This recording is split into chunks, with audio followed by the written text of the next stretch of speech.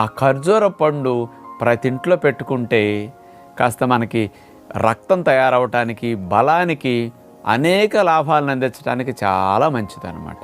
మరి పురుగు పట్టే గుణం ఖర్జూరం పండుకు ఉంటుంది.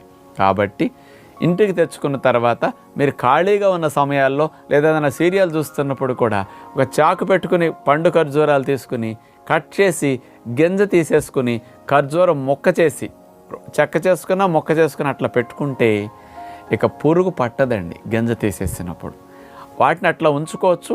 లేదా ఫ్రిడ్జ్లో ఖాళీ ఉంటే గింజ తీసేసిన ఖర్జూరం ముక్కల్ని ఫ్రిడ్జ్లో పెట్టుకుంటే 4 నెలలు 6 నెలలైనా ఏమాత్రం చెడిపోదనమాట.